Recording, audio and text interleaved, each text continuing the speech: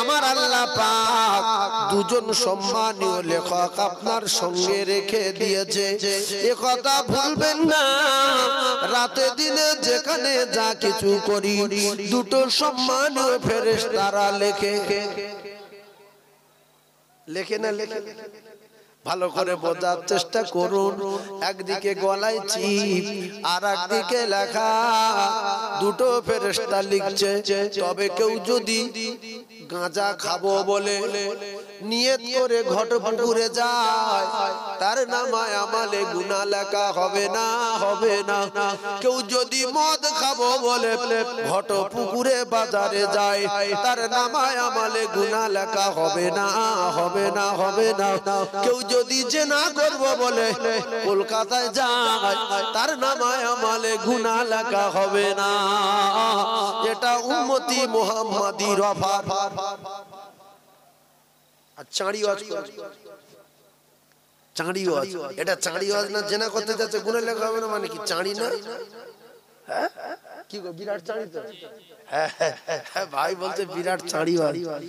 এই চাঁড়ি ওয়াজের অবস্থা দেখেন ভাইরা আমার, বাবাদিরা। ঠান্ডা মাথায় তত্ত্বগুলো বোঝার চেষ্টা করুন। যারা পয়লা জানুয়ারিতে ঘুরতে যায়, এদের টার্গেটকে একটু আনন্দ করব, জাম দেবো, লাফাবো। আবার কিছু কিছু গাড়িতে কিছু মেয়ে ছেলে ফুলে আসে না নাই, সে নাচ মানে নেচে নেচে দম হয়ে গেছে। কে কোন দিকে ধাক্কা মারছে, কে কোন দিকে কোমর দোলা মারছে আর ঠিক নেই। মিনিট 10-15 ঠিক থাকে, তারপর সব মদ না খেয়ে আন্দাজি মাতাল হয়। কেউ ঠিকরে পড়ে, লরি আছে কি 407 আছে মনে নেই, লাম্মাতে লাম্মাতে পড়ে ঠিকরে মরে গেছে। ওরাও চলে গেছে, খবর নিতে। 11 জন আসছিলেন, 10 জন কেন? 11 জন আসছিলেন, 10 জন কেন? ওদেরও খবর নেই। ওখানে খাওয়া দাওয়া করে গাড়ি ওঠার সময় বলছে সব উঠেছি, বলছে সে কই, সে কই রে? পুরো জঙ্গলময় খুঁজে তার পায়নি। পরে খবর শুনছে সে তো সে 3 কিলোমিটার দূরে পড়ে সেনে আছে। ঠান্ডা মাথায় বোঝার চেষ্টা করুন। এরপরে আমার আল্লাহ জানানো আলিমুম বিযাতিস সুদূর। ও কলিজার টুকরারা, প্রথমে কিন্তু চিপ বসানো গলায়। ওয়াজ কোন জায়গায় যায় বোঝার চেষ্টা করুন। তারপরে আমার আল্লাহ দুই কাঁধে দুটো ফেরেশতা রেখে দিয়েছে, সম্মানীয় ফেরেশতা। এরা ভালো মন্দ লিখবে। কলিজার টুকরা ভাইরা আমার, ঠান্ডা মাথায় বসে কেউ যদি ভালো কাজ করার জন্য আগিয়ে যায়, ভালো কাজ করার জন্য আগিয়ে যায়, আমি অমুক জায়গায় দান করতে যাচ্ছি, অমুক জায়গায় নামাজ পড়তে যাচ্ছি, অমুক জায়গায় আমি মাহফিল শুনতে যাচ্ছি, অমুক জায়গায় আল্লাহর ওলির রওজা জিয়ারত করতে যাচ্ছি, আল্লাহর নবীর রওজায় যাচ্ছি মদিনায়, আমি যাব এইবারে মক্কায়, আমি যাব এইবারে মসজিদে নববী, এইবারে যাব মসজিদে কুবায়, এইবারে যাব মসজিদে কিবলাতাইন, এইবারে যাব মসজিদে জুমায়, এইবারে যাব মসজিদে সালমান ফারসি, এইবারে যাব মসজিদে আবু যর গফারি, এইবারে যাব মসজিদে বেলাল। সে জায়গায় যাবার আগে আল্লাহর নবী জানান, তার নামে আমলে নেকি লেখা হবে। কদমে কদমে নেকি কাজ করার আগে, সুবহানাল্লাহ বলে বলে, কাজ করার আগে নেকি। ও মুসলমানেরা, যুবকেরা, জনেরা, ঠান্ডা মাথায় বোঝার চেষ্টা করুন। ঠান্ডা মাথায় তত্ত্বগুলো বুঝবেন। প্রথমে চিপ বসানোর খবরটা মনে রাখবেন, দ্বিতীয় ফেরেশতারা লিখছে মনে রাখবেন, আর 3 নম্বরে বললাম আল্লাহু আলিমুম বিযাতিস সুদূর, এটাও মনে রাখবেন। কোরআন আর হাদিসের অনুকূলে তত্ত্ব দেওয়া হবে। এরপরে আপনি যখন মদ খেতে যাবেন ঘটপুকুরে, আপনার নামায় আমালে গুনাহ লেখা হবে না। আমার আল্লাহর কত দয়া, আমার আল্লাহর কত মায়া, ফেরেশতারা গুনাহ লিখবে রেডি। আল্লাহ বলে না, আমার বান্দা নাও খেতে পারে, পারে, আমার বান্দা ফিরে আসতে পারে। একজনের ঘর ডাকাতি করবে বলে ডাকাত যাচ্ছে 35 জন, সবার হাতে মেশিন, গুনাহ লেখা হবে না যতক্ষণ না ডাকাতি করবে। অনেকে মদ খেতে যাচ্ছিল, অনেকে ডাকাতি করতে যাচ্ছিল, ডাকাতি করতে গিয়ে দেখছে সে বাড়িওয়ালা বুঝতে পেরেছে 150 র‍্যাব এনে রেখেছে। 150 তাহলে গুনাহটা লেখা ফালতু হয়ে গেল। কত বুঝতে পারেন? এই 150 কিতাবে লেখা অন্যায় কাজের নিয়ত করে যদি কদম তোলে গুনাহ লেখা হবে না যতক্ষণ না গুনাহে লিপ্ত হবে। এক কথায় বুঝলেন, পৃথিবীর যত কঠিন অন্যায় কাজ আছে, আপনি অন্যায় কাজ করব বলে কদম তুলেছেন, গুনাহ লেখা হবে না যতক্ষণ না গুনাহে লিপ্ত হবে। গুনার কাজ যতক্ষণ না করবে, আল্লাহর নবী জানান ভালো কাজের নিয়ত করে যখন মসজিদে যাব বলে 500 কদম হেঁটে মসজিদে যেতে হবে। মসজিদে যাওয়ার আগে, নামাজ পড়ার আগে অটোমেটিক আপনার নামায় আমলে নেকি লেখা হবে। মাদ্রাসায় দান করবেন, অটোমেটিক যাবে না নেকি লেখা হবে। আল্লাহর কাবায় যাবেন, নিয়ত করেছেন নেকি লেখা শুরু, প্লেনে যাবেন নেকি, কাবায় যাচ্ছেন নেকি, কাবা শরীফে পৌঁছানোর আগে আপনার নামায় আমলে নেকি লেখা হবে। ঠান্ডা মাথায় তত্ত্ববোধীন আর কেউ যদি যুক্তি দেয়, আল্লাহ পাক তো ঘুরতে বলেছে, আল্লাহর কোরআনে ঘোরার কথা বলা আছে। এখনকার ছেলেরা বেশ বুদ্ধিমান আর জ্ঞানী, অনেক লেখাপড়া শিখেছে, শিক্ষিত হয়েছে, ফতোয়াবাজি করে বিরাট। এখন যদি বলে আল্লাহ পাক কোরআনে ঘুরতে বলেছে, কুল সিরু ফিল আরদ, তোমরা আমার দুনিয়াটা ঘুরে ঘুরে দেখো। কিন্তু আবার অনেক মানুষ আছে, এরা আল্লাহর কোরআনের এই বিধানটা মানে না, ঘোরে না। কিন্তু আল্লাহ বলছে যাও ঘোরো, একটু ঘোরো, স্বামী স্ত্রী ঘোরো, বাপ বেটাই ঘোরো, মাই বেটি ঘোরো। ঘুরলে কি হবে? আমার কুদরত সম্পর্কে তোমার একটা ধারণা আসবে যে আল্লাহ কত বড় সৃষ্টিকর্তা, কত বড় স্রষ্টা, কত বড় মালিক, সেই রবের কত ক্ষমতা।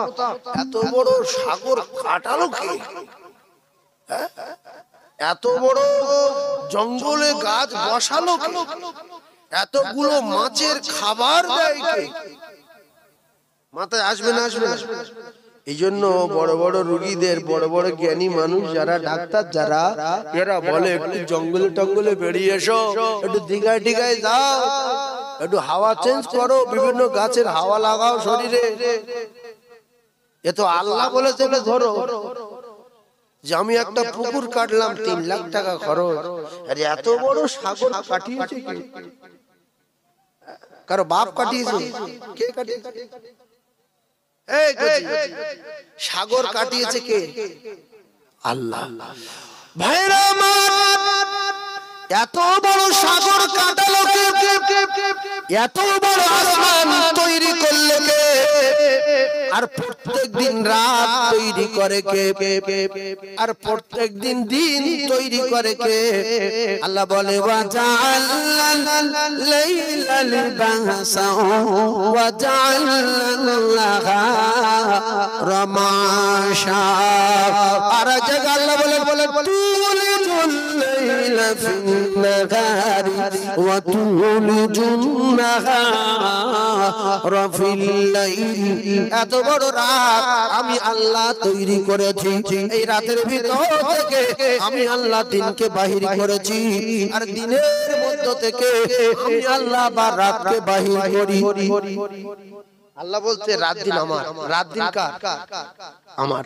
ভাইরা আমার, আল্লাহ পাক জানেন আমি আল্লাহ তোদের জন্য আরামে থাকবি, শান্তিতে থাকবি, সেজন্য আমি আল্লাহ রাত তোদের বিছানা করে দিলাম, আর আমি আল্লাহ সূর্য তোদের জন্য আবার আসমানে তুলে দিলাম। তোরা এই লাইটে চাষাবাদ করবি, তোরা এই লাইটে জমিন তোরা চাষাবাদ করবি, গোসল করবি, কাপড় শুকাবি, জমিন শুকাবি। আমি আল্লাহ এর জন্য তোদের কাছে 5টা টাকা ভাড়া নেব না। কিন্তু দুনিয়ার লাইট যখন আমরা জ্বালাই, ফ্যান চালাই, ভাড়া দেই না ভাড়া দেই তো? একটু বুঝবেন, আমরা তো জমিদারি দেখাই, মস্তানি দেখাই, কারোর বাপের কি একটা মাছ তৈরি করার ক্ষমতা আছে? ডিম আগে না মাছ আগে? ডিম আগে। এই ভাই ঠিক ডিম আগে। এই কইছি ডিম আগে না মাছ আগে? এখন থেকে মৃত্যু পর্যন্ত সময় দিলে কেউ বলতে পারবে না, মারামারি লেগে যাবে। যদি বলে ডিম আগে, তা ডিমটা পারলো কিসে? বলবে মাছে, তাহলে মাছটা তৈরি হলো কি থেকে? বলতে ডিম থেকে। এই করে করে মারামারি হবে, মৃত্যু হয়ে যাবে, ফায়সালা হবে না। আল্লাহ বলতে সব আমি তৈরি করি তোদের জন্য। ওয়ামা মিন দাবাতিন ফিল আরদি ইল্লা আলাল্লাহি রিজকুহা। ওয়ামা মিন দাবাতিন ফিল আরদি ইল্লা আলাল্লাহি রিজকুহা। আল্লাহ বলে বান্দা, সারা পৃথিবীর জমিনে যত আমার সৃষ্টি আছে, মাখলুক আছে, সবার খেতে দেই আমি আল্লাহ। সকলের রিজকির জিম্মা আমি আল্লাহ নিয়েছি। তোরা কেবল মাত্র ওসিলা। তোরা যখন একটা ধান বসাবি, আমি আল্লাহ একটা ধানে 100 দান দেব। কামাসালি হাববাতিন আমবাতাত সাবআ সানাবিলা ফি কুল্লি সুমুলাতিন মিয়াতু হাব্বা। যদি পরীক্ষা করতে চান, একবার মাঠে ধান ছড়িয়ে দিয়ে দেখবেন, একটা ধানে একটা কলা, একটা ধানে একটা কলা, একটা কলায় একটা গাছ, একটা গাছে একটা শীষ। ওই শীষের ধান গুনে দেখবেন 100 আছে না নাই? কোরআন শরীফ। এই কোরআন শুনে মাঝে মাঝে মাঠে পরীক্ষা করতে পারেন না যে একটা ধানে 100 ধান হয় কিনা? আপনাদের কি মনে হয়? হ্যাঁ, এই এমনি তো এই ধানের যে শীষ, গাছ, ছোট ছোট যেগুলো থাকে ওগুলো কি বলে? ধানের শীষের গায়ে যে ছোট ছোট শীষ থাকে না, ছড়ি। ওই ছড়ি দেখবেন 8টা 10টা করে ধান আছে। তো একটা যদি 10টা থাকে, তাহলে একসাথে কটা লাগবে? এপার ওপার 3-4 পার মিলিয়ে 10টা হয়ে গেলে 10 কি 100। আবার কোনটা 100 এর বেশি আছে, কোনটাই 100 এর বেশি আছে। ভাইজান আমার, আপনি দিঘায় যাবেন বেড়াতে, বকখালি যাবেন বেড়াতে, ইকো পার্কে যাবেন বেড়াতে, নেকি হবে, নেকি হবে। ইন্নামাল আমালু বিন্নিয়াত। আপনার নামায় আমালে নেকি লেখা হবে। রাসূলুল্লাহ বলেন, যদি নিয়ত সঠিক হয়। আমি আমার গিন্নি নিয়ে দিঘায় বেড়াতে গিয়েছি, আল্লাহর কসম বিরাট নেকি হবে। আমি দিঘায় গিয়ে গাড়ি থেকে নেমে বলছি, আল্লাহ এ কি বিরাট সাগরে আপনার কুদরত, সুবহানাল্লাহ, আল্লাহু আকবার। আল্লাহ আপনি বড় কুদরতওয়ালা, আপনি এই সাগর কাটিয়েছেন, তাছাড়া পৃথিবীর কোন মানুষ এত বড় সাগর জীবনে কাটতে পারে না। আল্লাহ সবই আপনার কুদরতি হয়েছে, সুবহানাল্লাহ। এরপরে আপনি দেখছেন বিরাট বড় বড় পাথর সাগরের গা দিয়ে রয়েছে, এত পাথর, আল্লাহু আকবার, সবই আল্লাহর নিয়ামত, সবই আল্লাহর দান। এরকম করতে করতে ঘর ভাড়া করতে যান, ঘর ভাড়া করে গিয়ে সেখানে আপনি ওযু করে নামাজ পড়লেন, এরপরে কোরআন তেলাওয়াত করেন, আল্লাহর দরবারে হাত তুলে দোয়া করেন, আল্লাহ কোনদিন এত বড় সাগর দেখিনি, বঙ্গোপসাগর, আর কোনদিন এত সুন্দর সূর্য উঠতে দেখিনি। আল্লাহ গো, সবই আপনার কুদরত। এর জন্য আল্লাহ বলছে, বান্দা তোরা বেড়াতে যা, তোরা একটু ঘুরতে যা, আর আমার দুনিয়া, আমার সৃষ্টিটা একটু ঘুরে ঘুরে দেখ, আমি রব কেমন রব, আমার সম্পর্কে একটু চিন্তা ভাবনা কর। কিন্তু কিছু মানুষ আছে যেখানে জন্ম নিয়েছে সেখানে বাগান কুইপে কুইপে মরে গেছে। তোর কি মূলো চাষ করার জন্য পেটেছে? মূলো কম পড়ছে, আমার বান্দারা খাওয়ার জন্য মূলো চাষ করে। এক মাস ভোর মূল চাষ করো, 15 দিন ঘোরো, 10 দিন ঘোরো, যদি বলে হুজুর আল্লাহ তো বলে তো ঘরের পয়সা নেই, হেঁটে একটু পার্কে যাও, সন্ধ্যা বন্ধ চলে আসবে, যায় না। তাহলে ঘুরতে বলেছে কে? কথা বলে আল্লাহ, কোরআন শরীফ। ভাইরা ঘুরতে বলেছে আল্লাহ, খুব ভালো করে বোঝার চেষ্টা করো। এইবারে যদি আপনি নিয়তের গন্ডগোল করেন, নামাজ পড়তে যেতে বলেছে আপনার কে? আল্লাহ। এইবারে নামাজ পড়তে যাওয়ার সময় রাস্তায় মেয়ে দেখতে পেয়ে চোখ টানাটানি করছেন, উল্টো পাল্টা কথা বলছেন, আবার বিরাট গন্ডগোল বেঁধিয়ে দিলেন। ও কলিজার টুকরা, এই নামাজ পড়তে যাওয়ার সময় আপনার নেকি হচ্ছে না গুনাহ হচ্ছে? জোরে বলে গুনাহ হচ্ছে। কেন? গন্ডগোল, সামনে গন্ডগোল, আর চোখে তাকাচ্ছেন, ইশারা করছেন, চোখ টানাটানি করছেন, এতে নেকি হচ্ছে না গুনাহ হচ্ছে? নামাজ পড়তে যাচ্ছেন, ওযু নাই, ওযু করেননি, পেশাব করে পানিও নেননি, নেকি হবে না গুনাহ হবে? কথা বলে কাফের হয়ে মরবে। কলিজার টুকরা ভাই, তাহলে ভালো কাজে যাওয়া নিয়ত করে ভালো অবস্থায় যেতে হবে। সেই কাজের তরিকা কি আপনার জানতে হবে।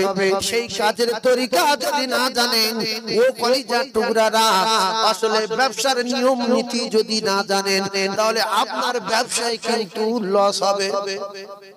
আপনি যাচ্ছেন ঈমানি ব্যবসা করতে মসজিদে, তরিকা হলো ওযু করতে হবে। আপনি ফল বিক্রি করতে যাচ্ছেন ঘটে পুকুরে, তরিকা হলো বাটকারা পাল্লা নিতে হবে, না কম্পিউটার নিতে হবে। যদি বলো আন্দাজি দেব, হয় বেশি যাবে না কম যাবে, ব্যবসার 12টা বেজে যাবে।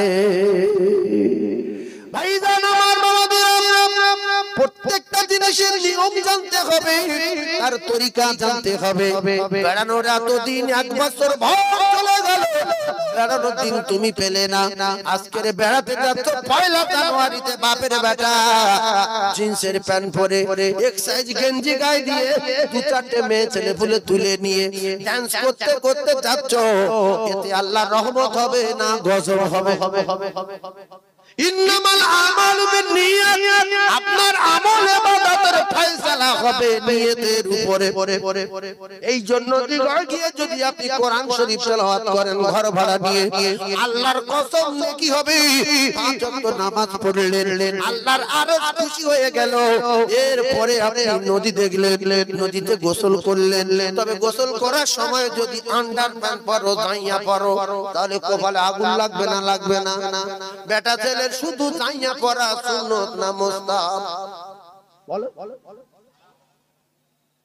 আপনারা কিছু বুঝতে পারেন না? বেটা ছেলে শুধু জাইয়া পরা কি সুন্নত না মুস্তাহাব? হারাম, হারাম, হারাম। ও কলিজার টুকরারা, তাহলে আপনি যখন দিঘায় বেড়াতে গেলেন, পায়জামা পরে থাকতে হবে, পায়জামা পরে থাকতে হবে, লুঙ্গি হাঁটুর নিচে রাখতে হবে। বেটা ছেলে হাঁটুর উপরে কাপড় তোলা মানে ন্যাংটো। আল্লাহু আকবার, আল্লাহু আকবার। সব ঠান্ডা মাথায় এখন এক কথাই, আল্লাহু আলিমুম বিযাতিস সুদূর। কোরআন শরীফ বলছে, কথাগুলো মাথায় রাখেন। এরপরে আপনি বেড়াতে কোন উদ্দেশ্যে যাচ্ছেন, কি জন্য যাচ্ছেন? আল্লাহ বলে, ও যদি মুখে না বলে, ওর ভিতরে কি হচ্ছে সেটাও আমি আল্লাহ বুঝতে পারি। একদিকে জীব বসানো, আর একদিকে আল্লাহ বলে, আমি পাহাড়ের তলায় যেরকম শুনতে পাই, পাহাড়ের নিচেও সেরকম শুনতে পাই। আমি আল্লাহ পাক পাহাড়ের তলায় যেরকম শুনতে পাই, পাহাড়ের উপরে সেরকম শুনতে পাই। সাগরের তলায় যেরকম দেখতে পাই, সাগরের উপরে আমি আল্লাহ সেরকম দেখতে পাই। তাহলে এখন আপনারা যে কথা বলতে চাচ্ছি, বোঝাতে চাচ্ছি, বুঝছেন কিনা জানি না। আল্লাহর চোখে, আল্লাহর কাছে কোনো কায়দায় ফাঁকি দেওয়া যাবে না। প্রত্যেক মানুষের গলায় চিপ বসানো। আল্লাহ বলছে রাতে যেরকম শুনি দিনে সেরকম শুনি, রাতে যেরকম দেখি দিনে সেরকম দেখি। আবার আল্লাহ বলেন না বলা কথা আমি আল্লাহ বুঝতে পারি। তাহলে কোন জায়গায় গিয়ে ফাঁকি দেবেন সেই জায়গার নাম কি? ভিতরে ভিতরে যদি পাকা কারোর ক্ষতি করব বলে আল্লাহর কসম আল্লাহ সেটাও জানে।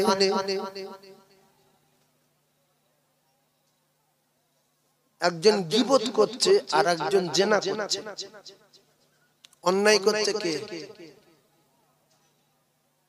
আমরা তো জানি যারা জেনা করে যুবক ছেলেরা এরা খুব লম্পট, এরা খুব বাজে, এরা বিশাল ছেবলা, এদের বংশ ভালো না। ও কলিজার টুকরা না, কিন্তু আপনার বংশ যদি হচ্ছে ভালো হলো তাহলে আপনি যে নামাজ পড়ে চায়ের দোকানে বসে বসে গীবত করেন ওর বংশতে আপনার বংশ বাজে বংশ। কারণ গীবত করা জেনা করাচ্ছে কঠিন পাপ। গীবত করা জেনা করাচ্ছে কঠিন অন্যায়। সাবধান হয়ে যান, যতদিন দুনিয়ায় বাঁচবেন কোন বাড়ির পাশের লোকের নামে গীবত করবেন না, গ্রামের ছেলের নামে গীবত করবেন না। সে নামাজ পড়ে না জেনা করে আর আপনি নামাজ পড়েন গীবত করেন, ওর চেয়ে কঠিন পাপী আপনি। ভালো হচ্ছেন, ভালো ভালো হওয়ার মতো হয়ে যাবে। আল গীবাতু আশাদ্দু মিনাজ জিনা, ওয়াজটার রেকর্ড হচ্ছে পৃথিবী জুড়ে। শুধু ঘটক ঘুরে এই মানুষের সামনে বলছি তা না, তামাম পৃথিবীর জমিনের মানুষ শুনবে। এখন লক্ষ লক্ষ মানুষ চারিদিকে যে যেখানে আছে লাইভে অনেকে শোনে, ঠান্ডা মাথায় বোঝে তাহলে গীবত করা ভালো না জেনা করা ভালো? কোনটা ভালো? কোনটায় গোনা কম? হ্যাঁ, কোনটা করবেন বোঝেন? কোনটা করবেন বোঝেন? অনেক লোক আছেন ফজরের নামাজ পড়ে সূরা ইয়াসিন টিয়াসিন পড়ে দোকানে গিয়ে এই ও সেবলা ও বাপ ছেলে বাদল ও তাই ওর কথা বলি না গান্ডু ও তাই চিরিং বাদল 10 টাকা মাল 20 টাকা বিক্রি করে। মানে গীবতের কন্ট্রাক্টর, তুমি মাথা দিয়েছে গীবতের কন্ট্রাক্টর। আল গীবাতু আশাদ্দু মিনাজ জিনা, যারা জিনা করার কন্ট্রাক্টর আছে তাদের অনুকূলে কিছু মেয়ে ছেলে ফুলে আসে আছে না? এইরকম যুবদের কন্ট্রাক্টর আছে, এ যখন চায়ের দোকানে বসে এর বন্ধু বান্ধব কিছু তার পাশে বসে আবার নামাজি। তাই দুটো পায়ে ধরে বলছি আজ থেকে শপথ করুন, যতদিন আল্লাহ দুনিয়ায় বাঁচবো কান ধরে বলা খেয়ে নিলাম জীবনে কোনোদিন কোনো মানুষের নামে গীবত করব না, করব না, করব না।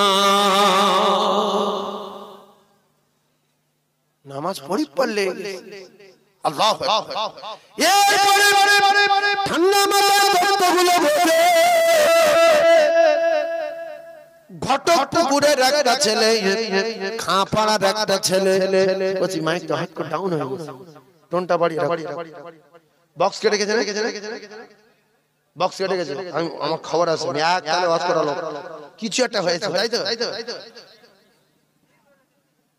কি হয়েছে দেখো, কেটে গেছে, কোথায় কি কেটে গেছে, শাট করে আওয়াজ হয়। একবার দরুদ শরীফ মনে করি ওয়াজ ডেঞ্জারে ওয়াজ হবে, জায়গা ডেঞ্জারে, ওয়াজ ডেঞ্জারে। দরুদ আল্লাহুম্মা সাল্লি আলা সাইয়্যিদিনা মাওলানা মুহাম্মাদ ওয়া আলা আলি সাইয়্যিদিনা মাওলানা। কেটে গেছে, একটু টোনটা বাড়িয়ে দাও, কিছু একটা হয়েছিল বলে মনে হচ্ছে। যাই হোক, আমি যে কথা বলছিলাম কথা বোঝার চেষ্টা করুন। ঘটপুকুরের একটা ছেলে, খাঁপাড়ার একটা ছেলে, জীবনের মতো তখন যেরকম হচ্ছিল সেরকম হয় না বাপ, কিছু একটা হয়েছে দেখো। তো এই দুটো ছেলে এখন একজনের মার্ডার করাবো বলে, ভালো করে শুনেলেন, মার্ডার করাবো বলে আল ফিতনাতু আশাদ্দু মিনাল কতল। আমি একটা সাজানো কথা বলবো না, হয় হাদিস বলবো নাই কোরআন বলবো। আর হাদিস আর কোরআন যদি কথার ভিতরে থাকে সেটাই ভালো করে কলিজার ভিতরে ঢোকাতে সহজ হয়, ওইটাকে ভালো পরিপূর্ণ বিশ্বাস করা যায়। বানিয়ে বানিয়ে বলবো না। আল ফিতনাতু আশাদ্দু মিনাল কতল। ও কলিজার টুকরা, একজন মুসলমানের বেটা আর একজন ছেলের মার্ডার করাবো বলে, এক দোকানদারের মার্ডার করাবো বলে হঠাৎ করে রাস্তায় বলছে, ভাই সকালবেলা চা খেতে গিয়েছিলাম অমুক দোকানে, আর এই দোকানদার তোর নামে যা বলেছে সে যদি আমি বলি তোর গার রক্ত ফুটবে, তবে এখন বলবো না। এ কি বলবে? চলে যা। কি বলবে? যে বল। বলছে না, তুই রাগী লোক আর বললি মানে ও রাগ বাড়াচ্ছে। এই যে বলছে মানে ও রাগ বাড়াচ্ছে, তুই রাগী লোক আর যদি বলি এখন কোথায় কোন তা বলছে তোর মাথা সে বলছে কিছু বলবো যাতে করে শুনে লাগে, সাথে করে শুনে লাগে। বলছে বল বল, বলছে না বলবো না। তো এ তো ছাড়বেই না, আর যদি ছেড়ে দেয় তো সারাদিন মাথার ভিতরে ঘুরবে যে আমার নামে কি বলবে, ছাড়বে না। তো বলছে বল মা খাকি নেই, বলছি বলবো তো মা খাকি, মাথা চেয়ে বলতো, মা মাথা চেয়ে বললো। শেষবার বলছে সত্যি কথা বলছি, কিছু বলবি নি? ওর বলছে না, তার মানে ওর মার্ডার করে বলে এর কাছে এসেছে।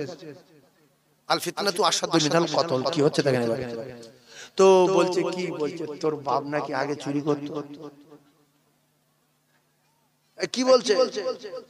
যে তোর বাপ নাকি আগে চুরি করতো, কিন্তু বাপ ভালো মানুষ, হাজি সাহেব মানুষ, আল্লাহওয়ালা মানুষ, 5 ওয়াক্ত নামাজি, গ্রামের লোকের সঙ্গে ঝগড়া করতো না। আর ছেলের কাছে আচমকা বলছে তোর বাপ নাকি চুরি করতো। সত্যি এরকম বলেছে? বলছে না বললে তোর মাথা ছুঁয়ে বলছে আমি কি, তুই কিছু বলবি না? তো আরো কথা বলতে না বলবেন বল। তো বলছে তারপর তুই নাকি ডাকাতি করিস, তোর বাপের পাটটা তুই নাকি নিয়েছিস। আচ্ছা, গার রক্ত মাথায় উঠছে না? আর বলছে নাই তোর এই বউ আছে, তুই নাকি 7-8 জায়গা নাকি তুই বিয়ে করিস নাকি, সেখানে 2-3টে বাচ্চা রয়েছে নাকি তো। তো বলছে আচ্ছা ঠিক আছে, তুই যা। মানে আর সহ্য হয় না, আর কিছু শোনেনি। শুনে ঘর থেকে দালি গেছে, দালে দোকানে গেছি, দোকানদারে বলছে এই আমার বাপ সৎ ছিল না? না কেউ বলেছে? ওই কোমরে একবারই মাথা কেটে চলে গেছে। ফের এর চোর বলেছে 7টা বউ রয়েছে বলেছে, একবারই মাথা কেটে চলে গেছে। এখন যে বলেছে ও অন্যায় করেছে না যে মার্ডার করেছে অন্যায় করেছে বেশি? হ্যাঁ এই ভাই বুঝবে, দেখো যে বলেছে। এজন্য বলা হয়েছে আল ফিতনাতু আশাদ্দু মিনাল কতল। একটা মানুষ মার্ডার করে তার চেয়ে অন্যায় করে বেশি যে লাগায় গুড় লাগায়, গুড় লাগায়, এর কপালে আগুন লাগবে, এর মাথায় বজ্রাঘাত পড়বে। ও কলিজার টুকরারা, সেজন্য আমি আপনাদেরকে জানিয়ে দিয়ে যাই, কোনদিন যদি কেউ কোনো কথা বলে, দুটো পায়ে ধরে বলে যাচ্ছি, ডাইরেক্ট তার উপরে আক্রমণ না করে তার কাছে গিয়ে শান্তির সঙ্গে বলবেন। ও যখন বলবো ওর ডাক, আপনি তখন এর ডাকবেন, এ তখন আপনার সঙ্গে হাসবে আর বলবেন ইয়ার কি তোর জান হওয়ার ভিতরে। যদি জিজ্ঞাসা না করি তো মার্ডার হয়ে যাবে। এরকম ঘটনা ঘটে না? ঘটে না? আল ফিতনাতু আশাদ্দু মিনাল কতল। কথা বলার চেষ্টা করুন, ক্যাসেট পৃথিবীর জমিনে ছুটবে। গিন্নি আপনার ভাইয়ের সঙ্গে বিচ্ছেদ বাঁধিয়ে দেব বলে বলতে একটা কথা বলবো, বিছনায় শুয়ে অনেক চুমো টুমো খেয়ে অনেক মোহাব্বত করে ফিল তৈরি করে স্বামীকে পাগল করে দিয়ে দিওয়ানা করে দিয়ে বলছে শোনো, তোমার বড় ভাই একটা কথা বলেছে। বলছে কি? বলছে যে কথা বলেছে আমি যদি বলি তুমি আমার মাথা হাত দিয়ে বলো জীবনে বলবে না। বলছে না বলবো না। বলছে তোমার বড় ভাই তোমার নামে যে কথা বলেছে তুমি যদি শোনো তাহলে তুমি যতদিন বাঁচবে রসা চালাপ করবে না। মনে মনে করছি বলবো না, না বললেও তো পারি না। তার মানে ওই জাতির কলঙ্ক নারী, ভাই ভাই বিচ্ছেদ বাঁধাবে, এটাই হলো বড় ফিতনা। বলছে তুমি নাকি নতুন করে মদ খাওয়া ধরেছো কিন্তু জীবনে বিড়ি খায় না, তুমি নাকি রাতের বেলা করে চুরি করো। বলছে এরকম বলেছে? বলে হ্যাঁ। বলছে তুমি নাকি বাপের টাকা মেরে দিয়েছো। বলছে আমার বলেছে আমার ভাই, এই জন্য বলি না, আরো অনেক কথা আছে। বলছে ভাইয়ের তো আমি বিরাট সম্মান করি, তো আজ থেকে আর ভাইয়ের সঙ্গে কথা বলবো না, সেইভাবে যেন বুঝতে না পারে। সেদিন থেকে জিজ্ঞাসাবাদ না করে ওই হিংসা শুরু হয়ে গেল ওয়াকারণে। আর ছোট ভাইটা ভাবছে, বড় ভাইটা ভাবছে যে আমার ছোট ভাইটা আমার সঙ্গে এরকম চলে না কেন, ভালোভাবে কথা বলে না কেন, কি ব্যাপার কিছু বুঝতে পারছে না। আর এই মুক্কু ছোটটা মুক্কু একদিন জিজ্ঞাসা করলো না যে ভাই তুই আমার এরম বলেছিস? সেদিন থেকে রাগারাগি ওয়াকারণে জিজ্ঞাসা করেনি, বংশ শেষ করে দিয়েছে। এই জাতির কলঙ্ক নারী ফিতনা বাঁধিয়ে দিয়ে এজন্য কিতাবে লেখা আল ফিতনাতু আশাদ্দু মিনাল কতল। একজন ফিতনা বাঁধিয়ে দিল, আরেকজন কতল করলো। কিতাবে লেখা যে কতল করেছে ওর যে চরম অন্যায় করেছে, যে ফিতনা লাগিয়ে দিয়েছে। এ যদি এই কথা না বলতো ও জীবনে মার্ডার করতো না।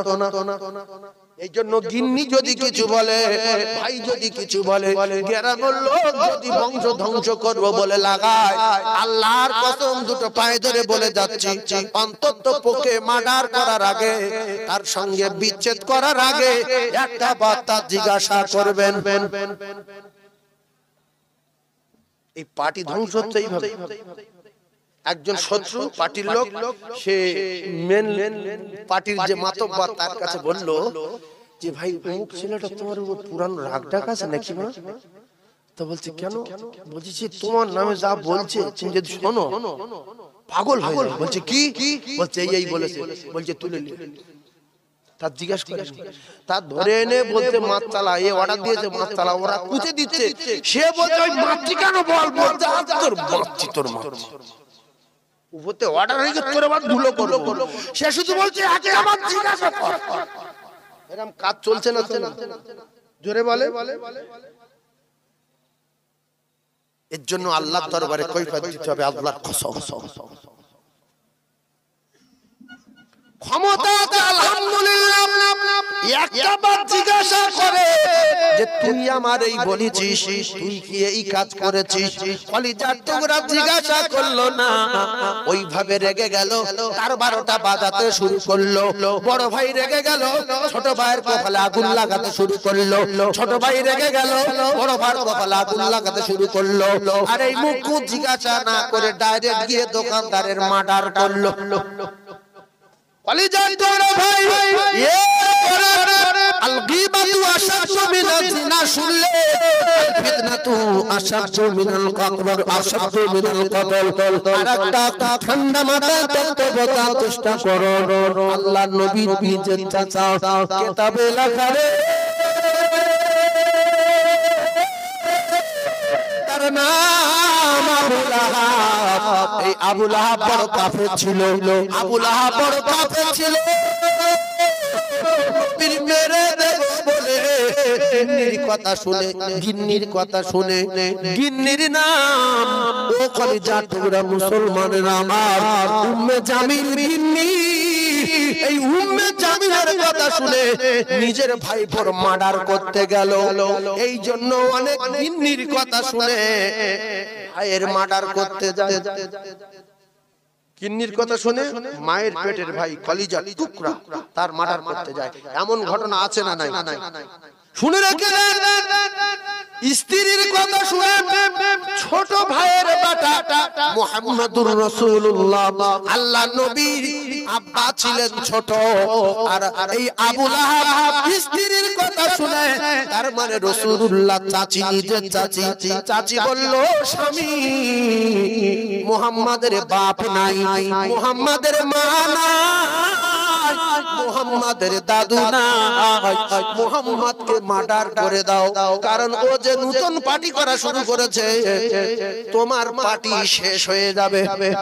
কারণ এই আবু লাহাব বেঈমান, এ পার্টি করতো অন্য পার্টি, মদের পার্টি, জুয়ার পার্টি, গাঁজার পার্টি, চুরির পার্টি, চিটিংবাজের পার্টি, মূর্তি পূজার পার্টি রে।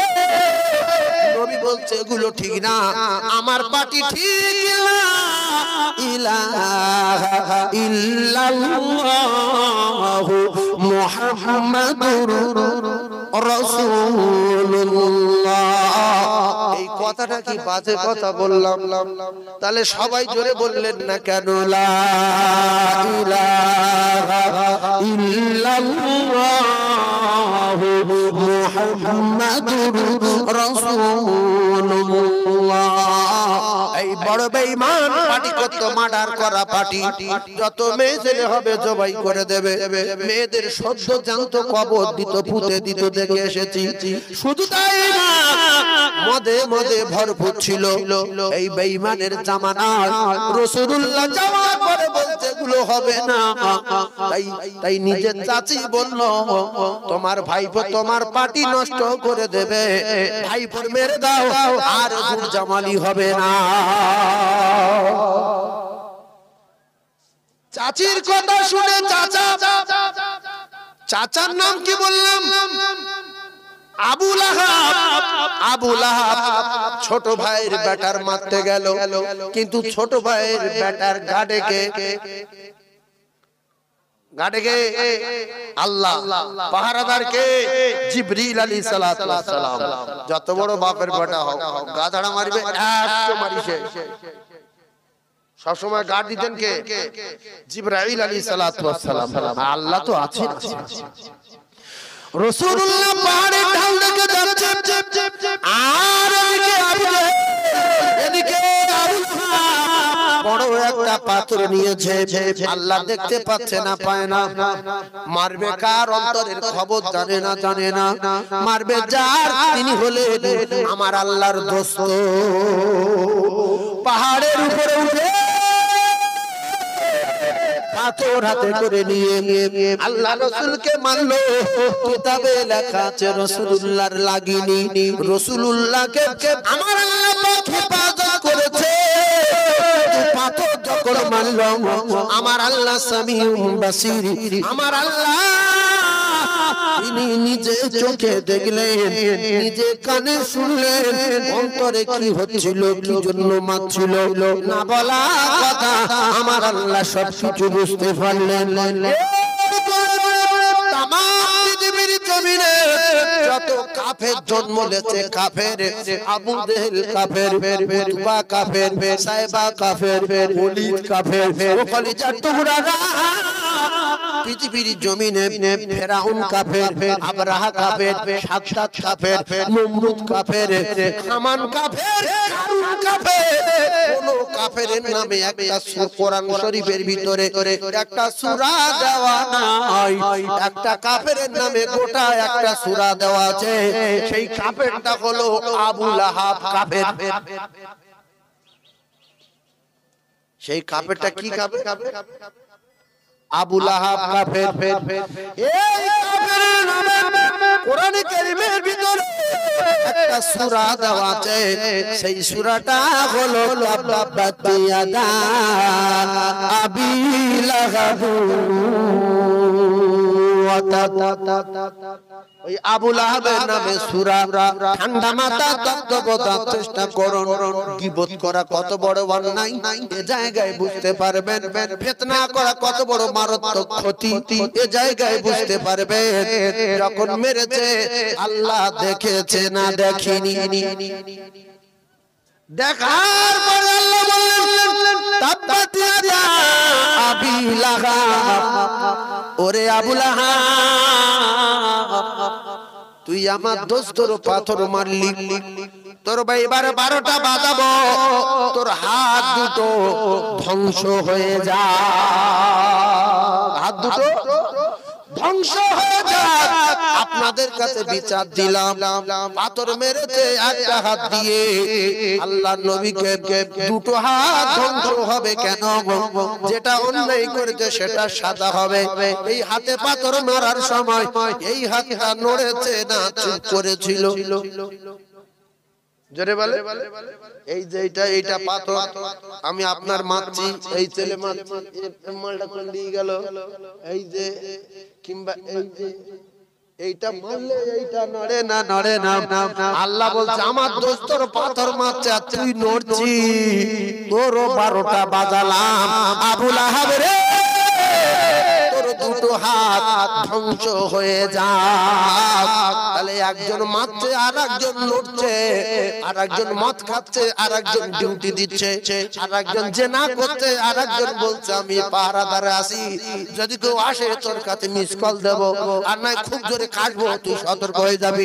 আর একজন বলছে আমি সুদের টাকা দিচ্ছি, তুই তো নিচ্ছিস, তোর কোনো অসুবিধা নেই, যা হবে আমার হবে। এই জন্য নামাজ পড়ছেন ভালো হয়ে যায়। যারা পড়ে না জাহান্নামে যাচ্ছে তাদের বজান, তাদের দিয়ে পশ্চিমমুখী করেন, আর প্রথমে আপনারা ভালো হয়ে যান।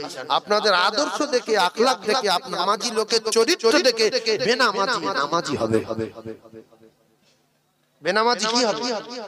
নামাজি হবে। নবীর নীতি দেখে, নবীর আদর্শ দেখে, নবীর চরিত্র দেখে কাফেররা দলে দলে এসে ঈমানের কলমা পড়বে। পেশাব করছে, মসজিদে পেশাব করছে, সাহাবারা বলতে হুজুর বলেন একটা আসার ছড়িয়ে দিই। নবী বলতে আমি ছড়াচ্ছি, আমি শুধু গুড়বো, বলতে গুড়িয়ে নেবো কি করে?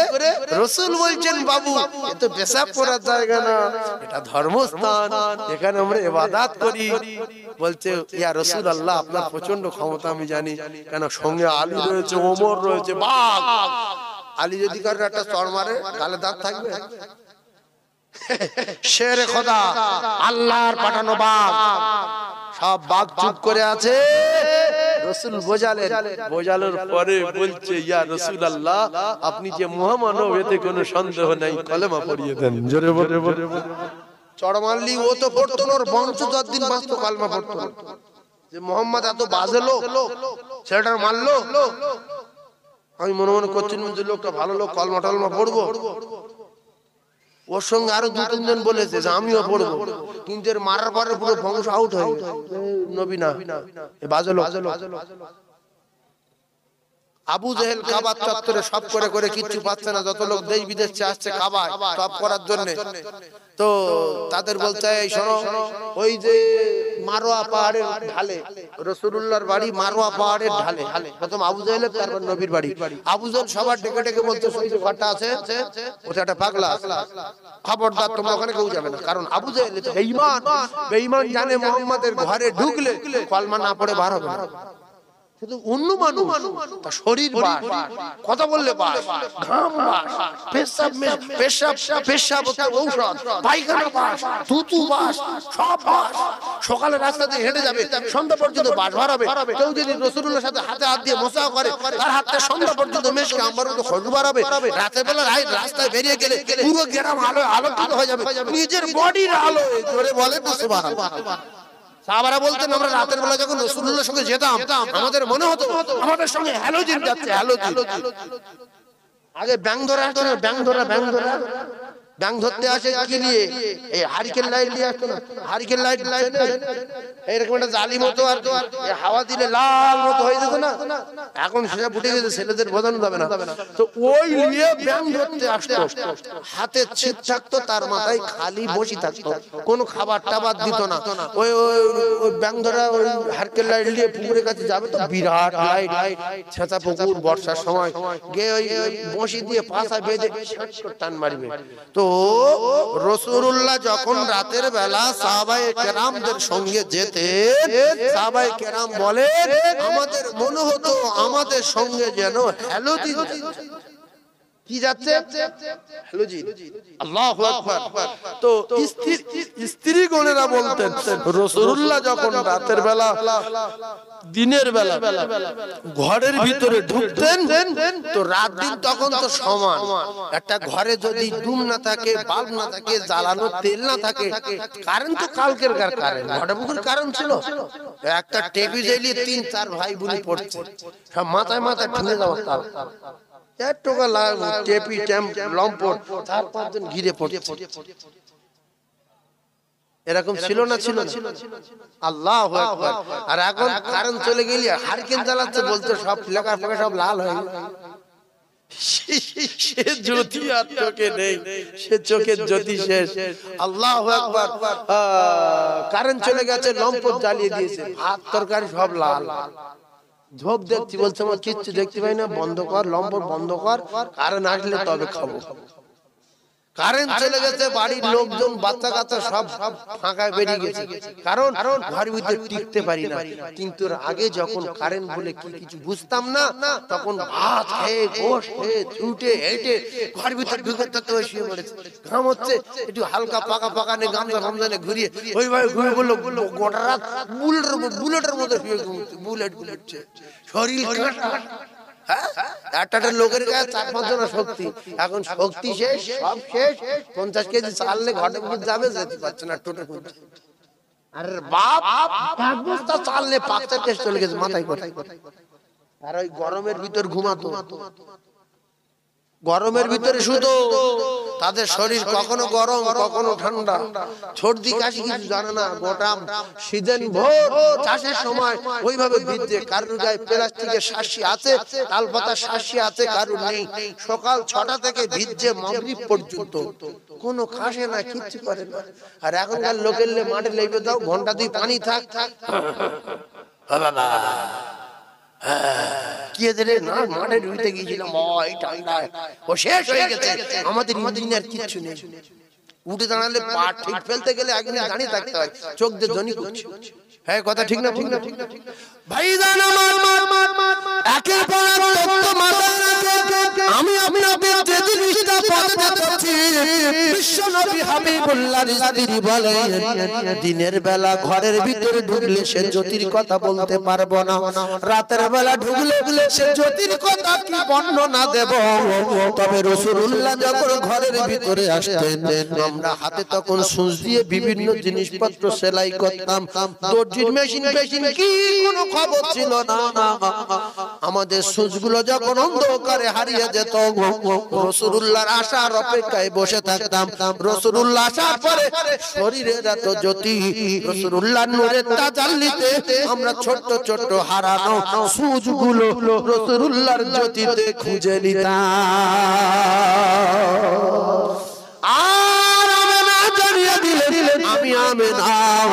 আমি যখন প্রসব করি, প্রসব করার পরে আমি অবাক হয়ে গেলাম, এত আলো আমার বাড়ি কোথা থেকে আসলো? আমার তো দিনের পর দিন খাওয়া হয় না, আমার ঘরে বাতি নাই, জ্যোতি নাই, আমার ঘরে তেল নাই রে, কিন্তু এত লাইট কেন ভোরের বেলা? আমি না বলে ডান দিকে তাকালাম আলো, বাম দিকে তাকালাম আলো, সামনে তাকাই আলো, আলো কোথা থেকে আসে? অবশেষে আমি আমার সোনা মানিকের দিকে তাকিয়ে দেখতে পাই, আমার সোনার মানিকের শরীরের আলোতে আমি আমেনা, আমার গোটা ঘরটা আলোয় আলোকিত হয়ে গেল। শুধু তাই না, আমি আমেনা আমি দেখতে পাই আমার সোনার মানিকের শরীর থেকে একটা আলোর রোশনি, একটা নূরের তাজাল্লি আসমানের দিকে উঠে গেল। আর এত জ্যোতি ছিল, আমি মক্কায় বসে বসে আমেনা শামশিরিয়ার বড় বড় প্রাসাদগুলো দেখতে পেয়েছিলাম। সেই লোকটা পাগলা, যত লোক আসছে আরে বেঈমান ওখানে যেতে দেবে না বলে শুধু বলছে ওই ঘরে কেউ যেও না, পাগলা আছে। কেন? আবু জেহেল জানে আমার কথা সবার মানতে হবে, না মানলে দাঁড়াবো না। লিডার, বিরাট লিডার, কিন্তু সব সময় লিডার দেখে সবাই ভয় করে না। তো লিডার কতক্ষণ ডিউটি দেবে লিডার বলে, এদের ভিতর থেকে কিছু লোক ওটাই জানতো না, বুঝতো না। এই কথাটা শুধু মাথায় পাক খাচ্ছে যে ঘরের ভিতরে পাগলা কিরাম দেখবো, যারা যেত না, জানতো না। তো এইবারে ঘুরতে সব চুপচাপি আলোচনা করলো, আবু জেহেল তো মক্কার লিডার, আর ও নিষেধ করেছে, পাগলা রয়েছে, যেও না, যদি যাই মারধর করে তোর আড়াল করে একটুখানি যাই, পাগলা দেখে আসি। আমরা ঘাটপুকুরে যদি ঘোরাফেরা করি, আর ঘাটপুকুরের কোন দোকানদার যদি বলে দেবা তোরা বিদেশি লোক, এই খিরি গাছের গোড়ায় দিল্লিতে একটা পাগলা এসে বসে আছে, খবরদার যাবি না।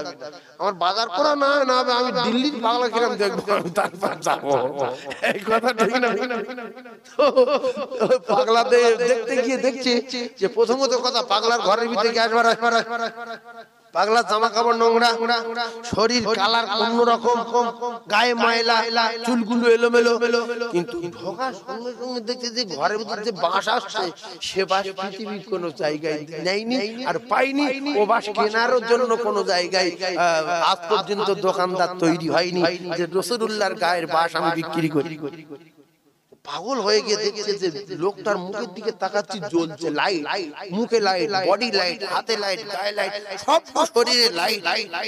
আর যখন মুখের দিকে চাচ্ছে পাগল, তো বলছে তুমি কে? বলছে আমি জনাবে মুহাম্মদুর রাসূলুল্লাহ সাল্লাল্লাহু আলাইহি ওয়াসাল্লাম। কারণ এই বেঈমানদের ভয়ে প্রায় বিশ্ব নবী হাবিবুল্লাহ মক্কার জিন্দেগিতে 12-13 বছর আল্লাহু আকবার আল্লাহু আকবার বিরাট কষ্ট কেটেছে। কখনো গর্তের ভিতরে ঢুকিয়ে রাখছে, কখনো খানা বন্ধ, কখনো জেলখানায়, কখনো লোকাবে, আবার উটের নাড়ি মাথায় চাপিয়ে দিল, মেরে দেবো বলে। আল্লাহু আকবার, মেরে দেব বলে উটের নাড়ি মাথায় চাপিয়ে দিল। রাসূলুল্লাহ ছটফট করছে। এদের ভিতরে আবার কিছু মানুষ দেখছে ভয়ে বলতে পারছে না যে মোহাম্মদ লোকটা ভালো, কিন্তু কি করব, পার্টির চাপে যদি মোহাম্মদের ডাইরেক্ট ভালো বলি তো আমাদের লিডার আমার মেরে দেবে। তো আল্লাহ রাসূলের বেটি ফাতিমার কাছে খবর দিলেন, ফাতিমা ফাতিমা ফাতিমা, আবু জেহেলের লোকজন, আবু জেহেল সহ ওরা মিটিং করছিল, একজনকে বলে দিয়েছে উকবা, আর সে গিয়ে আপনার আব্বার মেরে দিচ্ছে, মাথায় পচা উটের নাড়ি, নোংরা উটের পায়খানা, ভুঁড়ি সব নিয়ে মাথার উপরে চাপিয়ে দিয়েছে, জলদি করে যাও। মা ফাতিমা কাঁদতে কাঁদতে দৌড়ালেন, আব্বু আব্বু আব্বু আব্বু করে দৌড়ে গিয়ে আল্লাহ নবীর মাথার উপর দিয়ে পচা উটের নাড়ি গুলি টেনে টেনে বাইরে ফেলে দেয়। আল্লাহ নবী দুনিয়ার বাদশাকে মেরে দেব বলে কত চক্রান্ত করলো, কত প্ল্যান করলো, বিশ্ব নবীকে মারতে পারবে না। তার একটা ঘটনা বলবো, তার আগে লাইনটা ধরে যাচ্ছে, লাইন শেষ করি।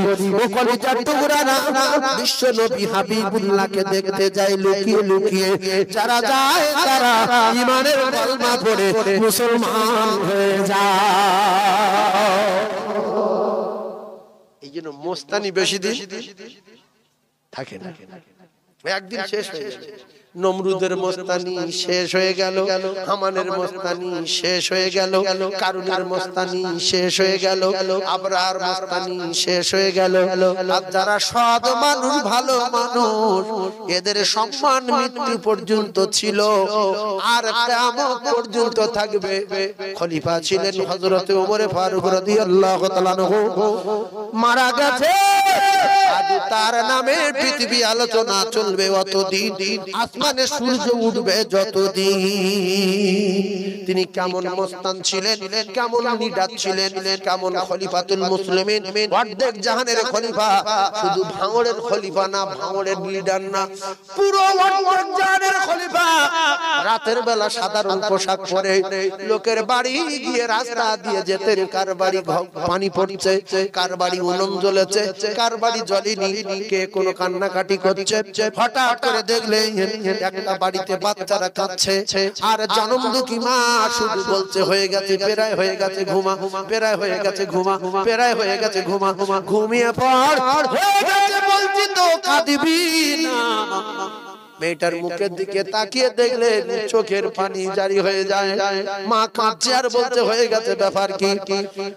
আল্লাহর নবী সাহাবী ওমর ফারুক বললেন, মা একদিকে বাচ্চারা কাঁদছে আর তুমি বলছো হয়ে গেছে, চুপ কর, ঘুমিয়ে যা, চোখের পানি জারি হয়ে যায়, ব্যাপার কি?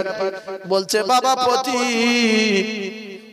আমি স্বামী হারা স্বামী না, পাহাড়ের ঢালে বাস করি, খাবার এই 3 দিন, সোনা মানিক গুলো মারা যাবে, বাঁচবে না, তাই আমি হাড়ির ভিতরে ছোট ছোট পাথর দিয়ে আমি শুধু পাক দিচ্ছি যাতে করে খানা হয়ে যাচ্ছে, সান্ত্বনা দিয়ে ঘুমিয়ে পড়াবো বলে আমি শুধু বলছি হয়ে গেছে, ঘুমিয়ে যা, কাঁদবি না, ঘুমা, হয়ে গেছে বাবা পথিক, এজন্য আমি মা চোখে পানি রাখতে পারি না। বাচ্চারা ক্ষুধার যন্ত্রণায় কলিজা জ্বালা করে ঘুমাতে পারে না। খলিফাতুল মুসলিমিন বললেন, মা তুমি ওইভাবে নাড়তে থাকো, বাচ্চাদের বলো ওইভাবে কথা বলতে থাকো, আমি এই মুহূর্তে কিছু ব্যবস্থা করতে পারি কিনা দেখি। দৌড়ে গিয়ে মদিনার বাইতুল মাল থেকে তরকারি সবজি নিয়ে দৌড়ে দৌড়ে মাথায় করে নিজে নিয়ে বুড়িমার কাছে আসলেন, আটা নিয়ে সহযোগিতা করে রুটি বানাতে বললেন, রুটি বানালে তরকারি রান্না করলেন। হযরতে খলিফাতুল মুসলিমিন ছিঁড়ে বাচ্চাদের মুখে দেয়, বাচ্চারা কাঁদে, চিবাতে পারে না, কয়েকদিন মুখে কিছু দেয়নি, চোখের পানি জারি হয়ে যায়, এদিকে ক্ষুধার জ্বালায় কলিজা শুকিয়ে যায়, রুটি দিচ্ছে চিবাতে পারে না, পাটি ধরে গেছে, কয়েকদিন কিছু খাইনি। হযরত ওমর ফারুক কাঁদেন, চোখের পানি জারি হয়ে যায়, বাচ্চাগুলো চিবাতে পারে না, আবার রুটি ছোট ছোট করে ছিঁড়ে সোনা মানিকদের মুখে তুলে দেয়, আস্তে আস্তে করে ঢোক মারে। এই দৃশ্য দেখে গর্ভধারিণী মা হাউ হাউ করে কাঁদে, আল্লাহ কি প্রতিজ্ঞতায় ছিল, এতগুলো আটা এতগুলো সবজি আমার বাড়ি দিয়ে আমার বাচ্চাদের মুখে তুলে তুলে রুটি তুলে তুলে দিল। বুড়ি মাকে বললেন, খলিফাতুল মুসলিমিন, ও মা তুমি খেলা? বুড়ি মা কাঁদছে, বাবা, ও বাবা পথিকিরে, আল্লাহ তোর কেন মদিনার খলিফা করেনি? তুই যদি মদিনার খলিফা হতিস বাপ, আমি বুড়ি মা আমার জীবন ধন্য হয়ে যেত। হযরত ওমর ফারুক রাদিয়াল্লাহু তাআলা অবাক হয়ে গেলেন, বলে বুড়ি মা কেন তুমি আমার খলিফা হতে বলছো? খলিফা ওমর ফারুক, খলিফা মদিনার খলিফা, তোমার কি ওমরের উপরে রাগ টাগ আছে? ওয়াজ কি বুঝতে পারছো? বুড়ি বলছে তোমার কি ওমরের উপর রাগ টাগ আছে? বলছে না। বলছে তাহলে আমার খলিফা হতে বলছো কেন? বুড়ি কিন্তু জানে না ইনি হলেন খলিফা। বলছে বাবা এজন্য করে বলছি, খলিফা আমার দুঃখ দেয়নি।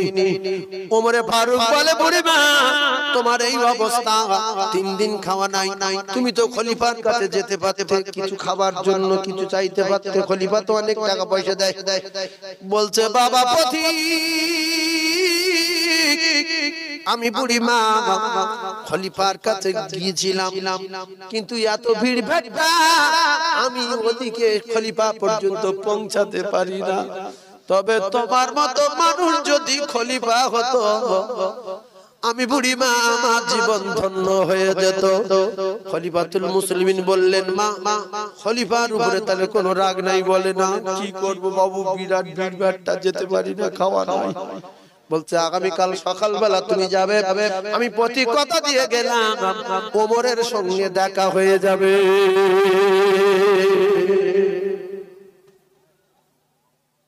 বুড়িমা সকালবেলা উঠে প্রতীকের কথা শুনে কদম তুলে রওনা হলেন। ওমরে ফারুক সিংহাসনে বসে দূর থেকে লক্ষ্য রেখেছে বুড়ি আসবে। বুড়ি যখন আস্তে আস্তে করে আসে, ওমরে ফারুক বললেন বাবারা সাইড দাও। সাইড দিল। বৃদ্ধা মাকে আসতে দাও। বৃদ্ধা জননী মা, এতিম বাচ্চাদের মা কদম তুলে আগিয়ে এসে খলিফাতুল মুসলিমিনের মুখের দিকে তাকিয়ে আর আগায় না, ঝরঝর করে কাঁদছে, ভয়ে সন্তুষ্ট হয়ে গেছে।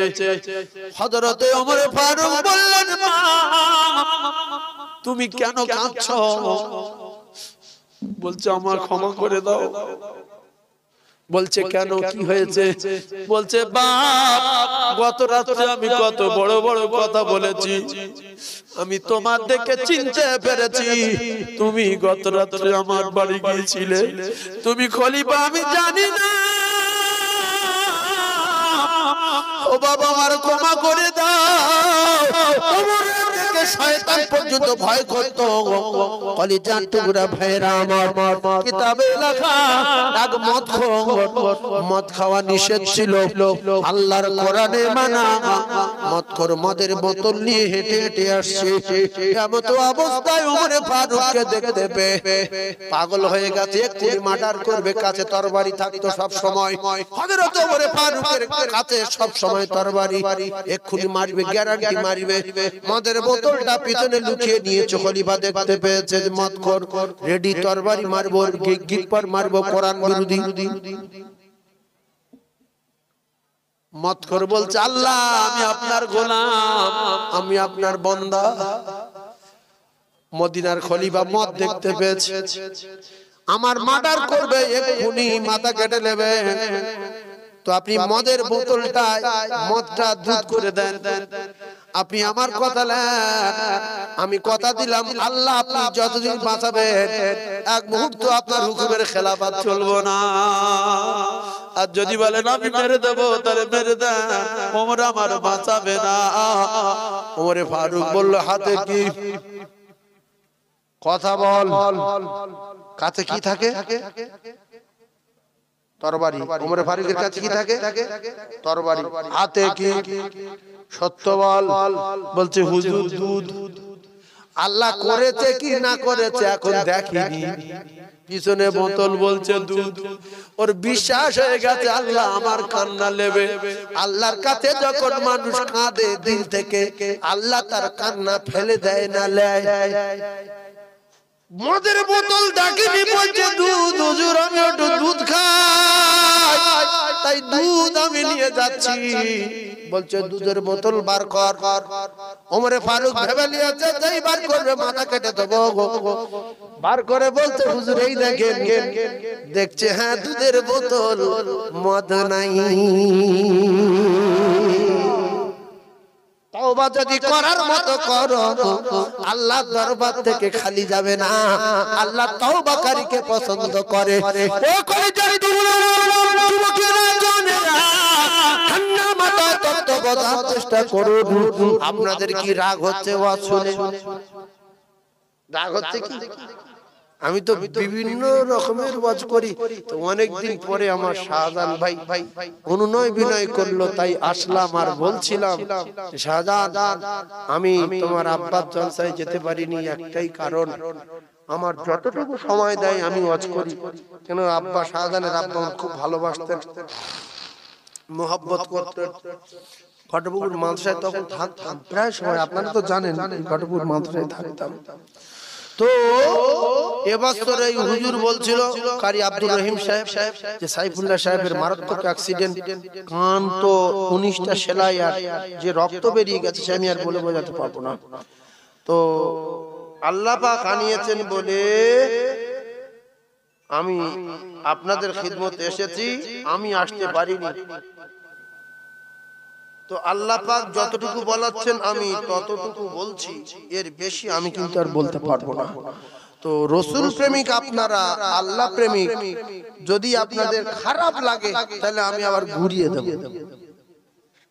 আপনারা শুনে খুশি না বেজার? যেহেতু রসুল প্রেমিক যারা হবে তারা হাদিস আর কোরআনের কথা শুনে তারা খুশি, এর নাম প্রেম। চিটিংবাজি প্রেম যারা করবে এদের কপালে আগুন লাগবে। ভাইরা আমার, একটা কথা আমি জানতে চাই, হযরতে ওমর ফারুকের কথা বলার আগে কোনটা বলছিলাম? খলিফাতুল মুসলিমিন ওমর ফারুকের কাছে বুড়ি গিয়েছে নাকি? এইবারে বুড়ি কিন্তু ভয়ে কাঁপছে যে মাথা কেটে দেবে আমার ওমর। বুড়ি যদি ওই দিনে জানতো যে ওমর হাটল করতে কে আমার বাড়ি এসে, হঠাৎ করে ভুরভুরার পিসা ওমর হুজুর যদি কোনো ভ্যানের বাড়ি গিয়ে ওঠে, ওমর হচ্ছে রাস্তায় অ্যাক্সিডেন্ট করবে সঙ্গে সঙ্গে। কারণ শুধু টেনশন করবে যে কি খাবে আর কি আনবে। আমার বাড়ি ওমর হুজুর এসছে, আল্লাহ কোথায় গেল, কি কথা হুড়িকে পড়ে যায় না, একটু হয় ও পাগল হয়ে যাবে। 40,000 টাকাতে আনতে হয়, আর হুজুর এসে বলছে বাবু দুটো খাবো, ফের তিরপলের ঘর ভিতরে মেজে তিরপলের উপর বসে আছে, বলছে দুটো খাবো। ও শুধু ভয় করে যে জেন না ওমর হুজুর, সত্যি না জেন, ওমর হুজুর রূপ ধরে আইলো না কি, এই টেনশনে পাগলা হয়ে গেল। আল্লাহু আকবার, আল্লাহু আকবার। তো ওমর ফারুক রাদিয়াল্লাহু তাআলা বুড়ি ইচ্ছা মতো বলেছে, মদিনার খলিফা যদি না করে, আল্লাহ যদি ওমরকে না করে তোমার যদি করতো, কত রকমের কথা বলেছে, একসঙ্গে খাওয়া দাওয়া করেছে, মাথায় করে আটা বয়ে নিয়ে গেছে। চিনতে পেরে কাঁদছে হাউ হাউ করে। ওমর ফারুক চিল্লে বললেন, বুড়ি মা কেঁদো না, তুমি যে কথা বলছো সত্য কথা বলছো। আমি ছিলাম আমার দায়িত্ব, আমার আন্ডারে, আমার রাজত্ব কালে কার খাওয়া হলো আর হলো না, কার বাড়ি খানা নাই, কার বাড়ি বৃষ্টি পড়ে, কার বাড়ি খড় নাই, কার বাড়ি অ্যাসবেস্টস নাই, টালি নাই। আমার দায়িত্ব, আমি মদিনার খলিফা। ও বুড়ি মা, আমি কি তোমার ক্ষমা করব? আমি কি, তুমি আমার কিচ্ছু করনি। ও বুড়ি মা গো,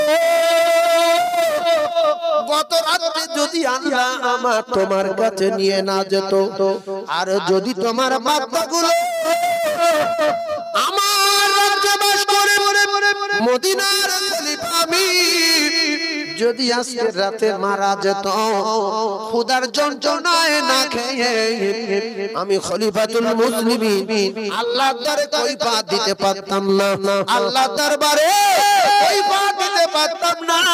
আমি আল্লাহর দরবারে কি করে মুখ দেখাতাম? ও বুড়ি মা, আমার এই কাজটা যদি তোমার ভালো লাগে থাকে, তুমি আল্লাহর কাছে দোয়া করো, আল্লাহ জানের বদলা আমায় দেন। এই হলো খলিফা। আর এখনকার খলিফার লিডারের কাছে যাও, বাবু যদি ছেঁড়া কাপড় চোপড় গেছো, প্রথমবার তো মারিবে, তারপর কথা। বাবু আমি এসছি, কোথায় বাড়ি? ঘরে বউ খাপাড়ায়।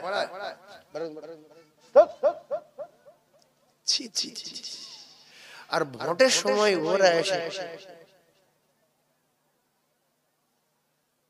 কাকা আপনার বাড়ি এখনো খড়। আমি তো অবাক হয়ে যাচ্ছি। আচ্ছা ভোটটা আমার দিয়ে দাও, তারপরে কি করতে আমি দেখছি। ছোট্ট করে কথাটা বলে গেলাম, ছোট্ট করে। বুড়ো বিশ্বাস হয়ে গেল যে পাক্কা জিনিসের তার ঘর বাঁধা। তা বলছে ঠিক আছে চিন্তা নেই, আমি এক জবানের লোক, আগেকার লোক, ভোট দিচ্ছি, তবে লক্ষ্য রেখো। ও বাপ হে বুড়ো আবার 20-30টা লোকের বুঝিয়েছে, বাচ্চা কাচ্চা বুঝেছে, জীবনে একটাবার আমার কথা শোন, এ লোক ভালো লোক দেখে বোঝা গেছে আমার মত স্বীকার করেছে, ঘর দেবে। যেই ভোটে জিতে গেছে, বুড়ো গেছে, কই বাবু আমি সেই কি সেই কি না, আমার বাড়ি গিয়ে আপনি বললেন আমার সেই খড়ের ঘর, বলছে বেরো জ্ঞান কমেনি, বেরো বেরো। কেন বলছে এখন অফিসারের সঙ্গে কথা বলছি, তোমার অফিসার পর্যন্ত পৌঁছালো কে? এই বুড়ো তো পৌঁছেছে। তোমার অফিসার পর্যন্ত পৌঁছেছে এই বুড়ো, নাহলে তুমি ওখানে বসতে পারতে না। তোমার উচিত ছিল আগে বুড়োকে ডেকে নিয়ে এসো, বাবু এসো, তুমি চেয়ারে বসো। বাপ বয়সী লোক, বুড়ো চেয়ারে বসে হাঁটফল করবে, আমি চেয়ারে লিডার দাঁড়িয়ে। শুধু ওখানে বসে বলবে আল্লাহ এ যতদিন দুনিয়ায় থাকবে ততদিন লিডারি পদটা থাকে আল্লাহ, এজন্য এরকম রাজা হয়ে থাকে আল্লাহ। এই 5 জনের দোয়ায় আপনি মৃত্যু পর্যন্ত রাজিত্ব করবেন। আর যদি কষ্ট দেন কাঁদতে কাঁদতে বলবো আল্লাহ ভুল করে এবছর ভোট দিয়েছি, সামনে বছরে যেন ওর কপালে আগুন লাগে আল্লাহ। সে ভোটেও দাঁড়ানি, তার আগে মাল আউট হয়ে গেছে, অন্য লোক প্রার্থী করেছে ওর বাদ দেবে, যে তোর ভোটে বাদ দেবো কিন্তু আপনি বাদ। এই ঘটনা ঘটনা তোর মতো কলম তোর ভোট করে বাদ দেবো, তোর আপনি বাদ আসেন। এই জন্য যতদিন বেঁচে থাকবেন সম্মান যদি আল্লাহ কারুর দেয়, কারুর যদি ধনী করে, কারুর যদি লিডার করে, কারুর যদি মাস্টার করে, কারুর যদি পুলিশ করে, কারুর যদি বড় অফিসার করে, লয়ার করে, জজ করে, উকিল করে, ইচ্ছা করে মানুষকে কাঁদাবেন না, কাঁদাবেন না। কাঁদালে আপনার কাঁদতে হবে লিখে বাক্সের ভিতরে রেখে দেবেন। বিশেষ করে গরিব মানুষের কাঁদাবেন না। দাওয়াতুল মাজলুম রাসূলুল্লাহ বলেছে মাজলুমের বদদোয়া 7 আসমান ভেদ করে। আমার জিন্দেগিতে আমি দেখেছি ওর জীবনে ও পাকা বাড়ি বেঁধেছে, কোটিপতি হয়েছে, শেষ জীবনে ভিক্ষা করে খেয়ে মরেছে। এই জন্য কে সম্মান দিল, কে এত টাকা দিল, তার কথা যদি ভুলে যায় সাদ্দাদ, নমরুদ, হামানের মতো দশা হবে। সাদ্দাদ, নমরুদ, আবরার ধনী লোক করেছিল কে? হ্যাঁ, বেঈমানটা বলতে মসজিদ ভেঙে দেব। বেঈমানের নাম হলো আবরাহা। বেঈমানের নাম কি? আবরাহা। তা বলছে এতগুলো লোক লস্কর নিয়ে যাচ্ছি মসজিদ ভাঙছি, তো একটু দুপুরবেলা চটিয়ে খেলে, দুপুরবেলা একটু ছেঁটে খেলে মক্কার কাছাকাছি গিয়ে, তো এবারে খবর পেলো যে সেই হামজা, আবু লাহাব, আবু তালিব এর গা ভেড়া ফেড়া সব ধরে নিয়েছে। যার গা ভেড়া ধরেছে এরা কিন্তু 8-10 ভাই। আর যদি কারোর 8-10 ভাই থাকে তাদের একটা পাওয়ার কিন্তু আলাদা থাকে। তো এরা এখন 9 ভাই বেঁচে আছে, আর বাপ তো বিরাট শক্তিশালী লোক। বাপের নাম আব্দুল মুতালিব। আব্দুল মুতালিব বললো কি আমার মাল জাল ধরে খাবে, ফের আমি কাবার মাতলি আর আমার কাবা ভাঙতে আসছে, আর ওর বাপের নাম ভুলে দেবো। ও যদি আমার মাল খেয়ে তোর আমার জন্য লড়াই করবো, খাবার জন্য লড়াই করবো না। গিয়ে বললো মাল জাল ফেরত দে। বলছে কার? বলছে আমার। বলছে তোমার নাম কি? বলছে আমার আব্দুল মুতালিব। তো আবরাহা বলছে তোমার নাম আব্দুল মুতালিব, তোমার তো খাবার দায়িত্ব আছে না? বলছে হ্যাঁ। বলছে আমি খাওয়া ভাঙতে আছি, তুমি জানো? এই এতগুলো উট, এতগুলো লোকজন, হাতি, বলে আমি সব জানি, কিন্তু কি করবো, তোমার তো বিরাট ক্ষমতা, তোমার কাছে আমি পারি। যার ঘর তার কাছে বলে এসছি ঘর ধরে, যে এই ঘরের মালিক তোর যদি ক্ষমতা থাকে তুই ওর 12টা বাজাস।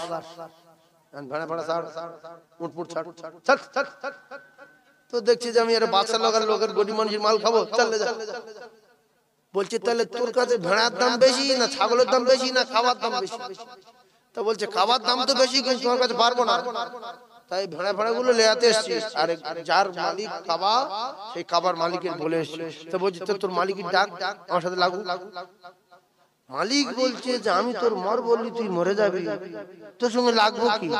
তারা খেলা দেখায়, ছোট ছোট পাখি পাঠাই, ছোট ছোট পাখি পাঠালো। আল্লাহ পাক কোরআনের ভিতরে পরিষ্কার করে দিয়েছেন, পাখির মুখে পাথর দিল, তয়রন আবাবিল, সূরা ফিলের ভিতরে আছে। ওই পাখির মুখে পাথর দিয়ে আল্লাহ পাক উপর থেকে পাখিদের ফেলতে বলল, পাখি তোমাদের দায়িত্ব পাথর ফেলা, আর আমার দায়িত্ব বোম বাস্টিং করা, বিস্ফোরণ করে দেওয়া। পাথর যার পিঠে পড়ছে তার 12টা বেজে যাচ্ছে, বোম বাস্টিং হচ্ছে, ছড়িয়ে যাচ্ছে। আমরা ধ্বংস হয়ে গেছে না যায়নি? নমরুদ বলল ইব্রাহিম তোর আল্লাহর ডাক। আল্লাহ বলছে আমি তো মর বললে মরে যাবে সব শুদ্ধ। আমি যদি বলি নমরুদ সহ যত লোকজন আছে সব মরে যাক, 1 মিনিট সময় লাগবে। তা লড়াই যেহেতু করবি তো মশার সাথে লাগ, মশার সাথে লাগ। মশার সাথে লেগে পেরেছে, এই জন্য দুটো পায়ে ধরে যাচ্ছি। অহংকার করব না, দিমাগ দেখাবো না, সব সময় ছোট হয়ে থাকবো, বড় হওয়ার জন্য। ছোট হয়ে থাকবো কেন? বড় হওয়ার জন্য। নবী সব সময় ছোট হয়েছিল, পৃথিবীর 1 নাম্বার বড় হয়ে গেছে না যায়নি? জোরে বলেন। সব সময় ছোট। মারি খেয়েছে, শক্তিশালী ফেরেশতারা এসেছে, হুজুর বলেন খুঁজে দেই, না খোঁচা না, চলে যাও চলে যাও, ওরা পরে বুঝতে পারবে আমি ভালো কি খারাপ। নাতির কাছে আসলো, ও কলিজা টুকরা ভাইরা, যেমন নানু তেমন নাতি, যেমন মা তেমন বেটা, যেমন খাদিজা তেমন ফাতেমা, যেমন বিশ্ব নবী আর তেমন বিশ্ব নবীর নাতি ইমাম হাসান আর হোসাইন। ঠান্ডা মাথায় বোঝার চেষ্টা করো, আল্লাহর নবী দিন দুনিয়ার বাদশাহ ঝাঁঝরা করার পরে বিশ্ব নবী ফেরেশতা পাঠিয়ে দিয়েছে, তোমরা চলে যাও, ওরা পরে বুঝতে পারবে, আমি ওদের জন্য দোয়া করব, বদদোয়া করব না। আকায়ে নামদার তাজদারে মদিনার নাতি, কিতাবে লেখা হযরত ইমাম হুসাইন রাদিয়াল্লাহু তাআলা কোলের বাচ্চা তীর মেরে মুখ দিয়ে দরদর করে রক্ত জারি হয়। এদিকে ইমাম আবুল কাসিম, ওদিকে ইমাম আলী আকবর শহীদ হয়ে গেল, ইমাম আলী আকবর শহীদ হয়ে গেল। বাচ্চা বুকে নিয়ে আসমানের দিকে তাকিয়ে চোখের পানি জারি হয়ে যায়। ওগো আমার আল্লাহ, কারবালার ময়দান লাল হয়ে গেছে রক্তে। কিতাবে লেখা কোলে রয়েছে ছোট্ট সোনার মানিক ইমাম আলী আসগর, তাবুর ভিতরে পড়ে রয়েছে ইমাম আলী আকবর, ইমাম হাসানের ছেলে ইমাম আবুল কাসিম।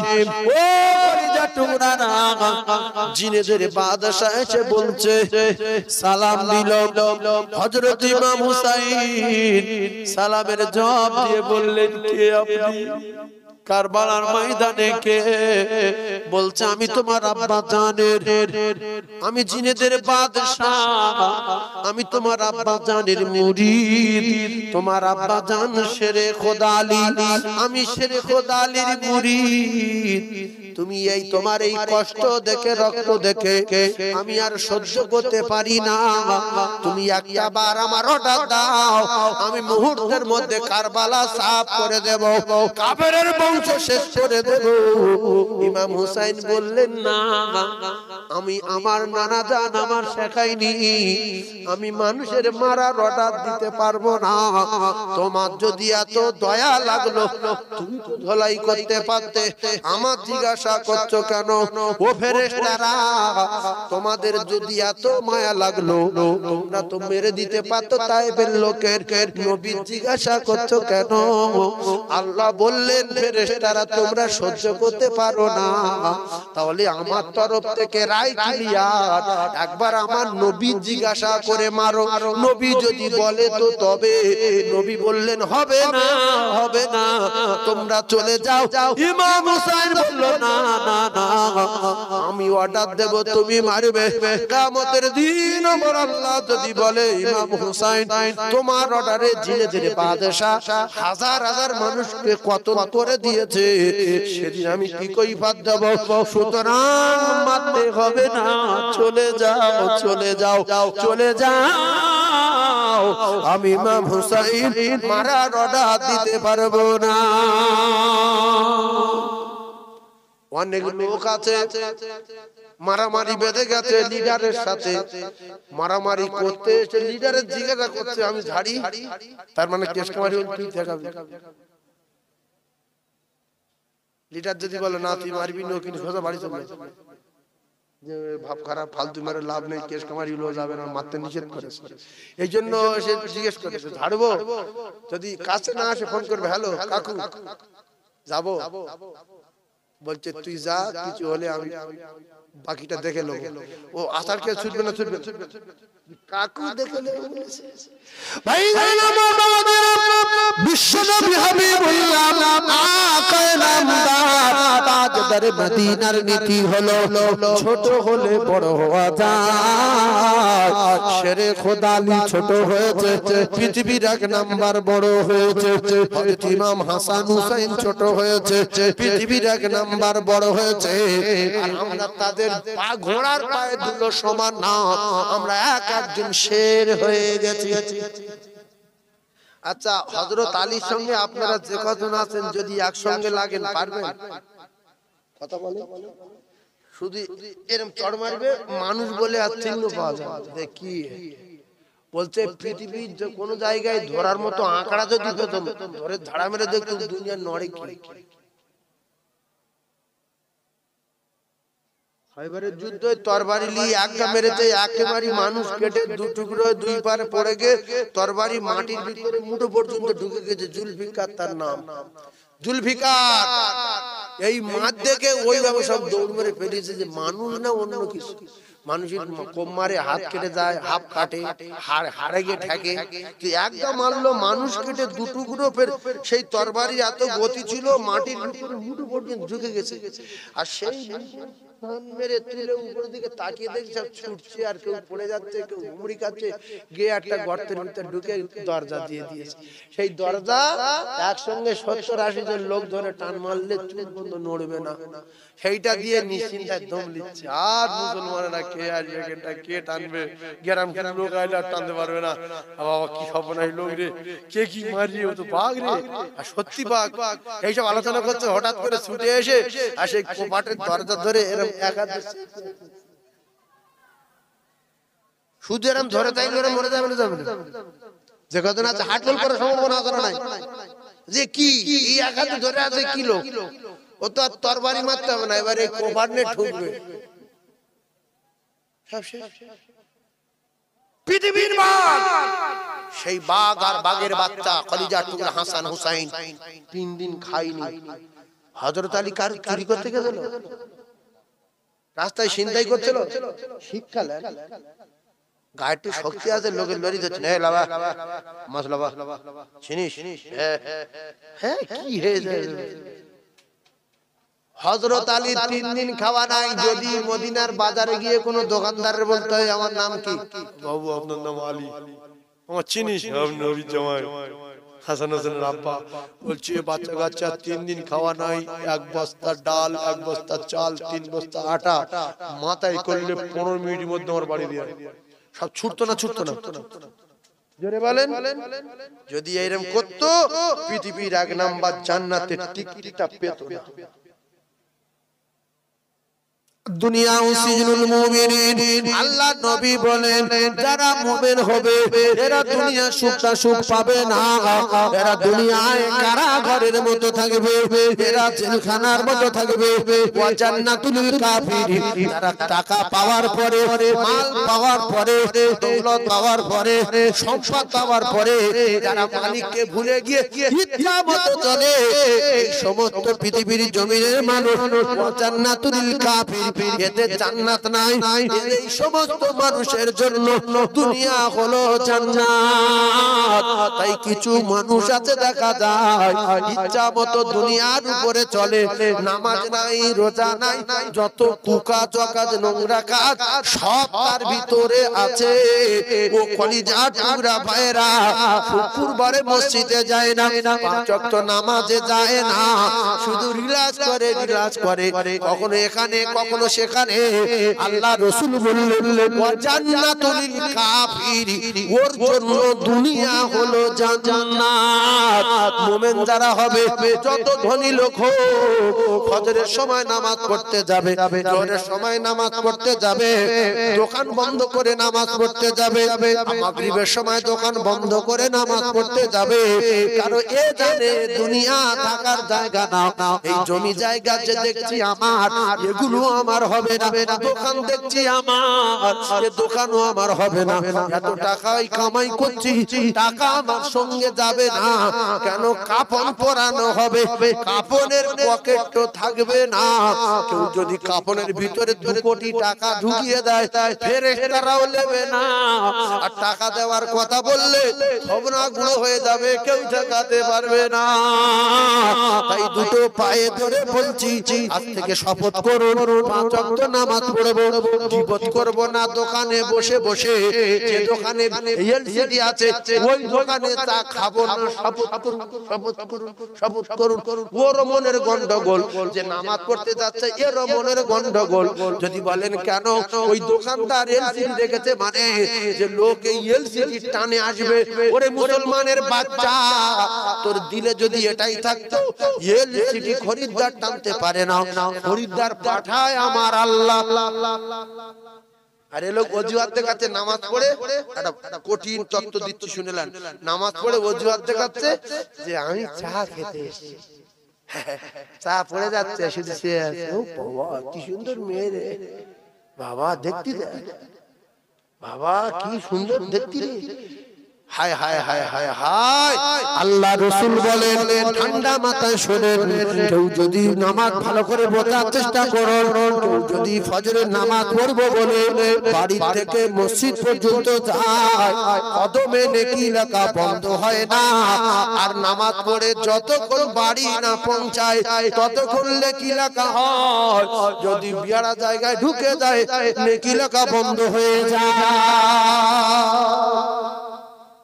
তাহলে যে রাস্তায় এসেছিলেন বাড়িতে সোজা গিয়ে সেকেন্ড বসে নেকি লেখা হবে। তুমি ভগরুমবাজি করছো, এত চার দোকান আছে, তুমি এলসিডির দোকানে বসছো কেন? তোমার অন্তরের খবর আল্লাহ জানে। আবার বসে বলছে কালকের এসার সময় যে বইটা হচ্ছিল ওইটা হয় না, খুব মজা লাগছিল। বলছে ও তো সিরিয়াল মাফিক সপ্তাহে সপ্তাহে আসে, ও আর হয়? তা বলছে কাকা তাহলে বন্ধ কর দি। বলছে না, যা হয় সালা, আমি ওই জন্য আসি, তুই জানি না, যা হয় সালা দেখি কি করবো। তোমার নামাজ তোমার বড়টা বেজিয়ে দেবে। সেই জন্য যদি নামাজি হন একটু পা সাবধানে ফেলবেন। আমি ওয়াজে পর্যন্ত শেষ করব, আপনারা সবাই আমার জন্য দোয়া করবেন। আল্লাহ যেন আমার ওই এখন 4 ঘন্টা 10 মিনিট মতো যাব, 4 ঘন্টা 10 মিনিট লাগবে। লোকেশনে দেখলাম অনেক দূরে, নদিয়া জেলা বটে, কৃষ্ণনগরের আগের থেকে একটা জায়গায় ঢুকবো। আপনারা দোয়া করবেন আমার, সেখানে যেন ভালোভাবে পৌঁছাতে পারি। আল্লাহ যেন আবার সুস্থ হবে মানে আশারও তৌফিক দেন।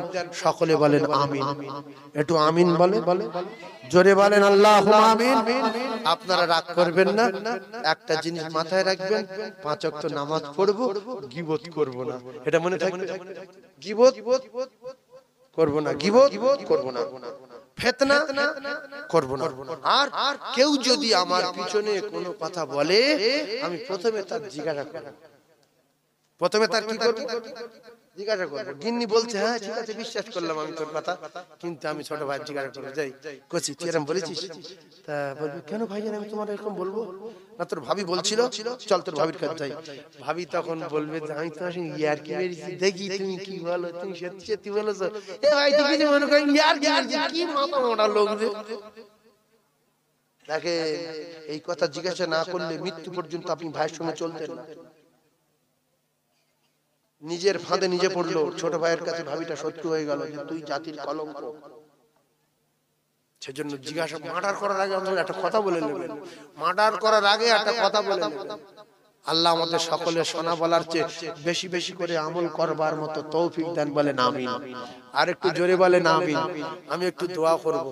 আমি শাহজাহান বাবুকে বললাম যে 10 মিনিট আগে একটু হুজুরের নিয়ে আসবেন, হুজুর আসছে। আর কোন হুজুরের নাম বললেন তো বিদ্যিতাম, আমি তো জানি না, একটু হুজুরের নাম বলো।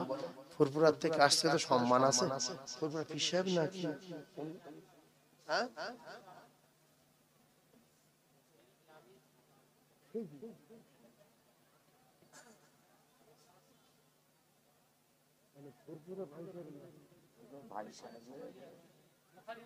ও আচ্ছা আচ্ছা আচ্ছা, সেটাই বল প্রতাপপুর।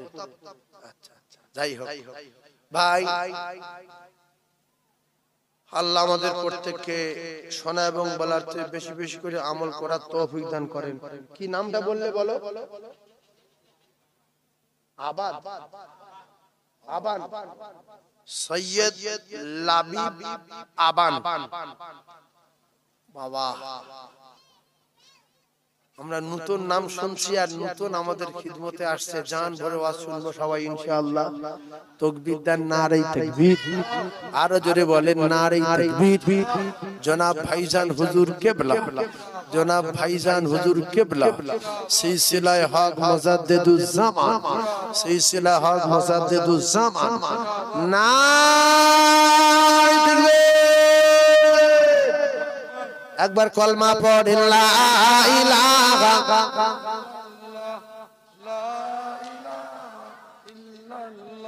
লা ইলাহা ইল্লাল্লাহু মুহাম্মাদুর রাসূলুল্লাহ। আল্লাহুম্মা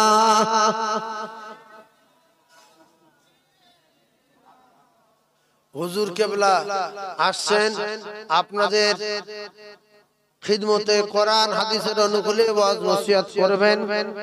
আল্লাহ পাক আমাদের সকলের শোনা এবং বলার চেয়ে বেশি বেশি করে আমল করবার মতো তৌফিক দেন, বলেন আমিন। ওয়া আখিরি দাওয়ানা আলহামদুলিল্লাহি রাব্বিল আলামিন। দুরূদ শরীফ আল্লাহুম্মা।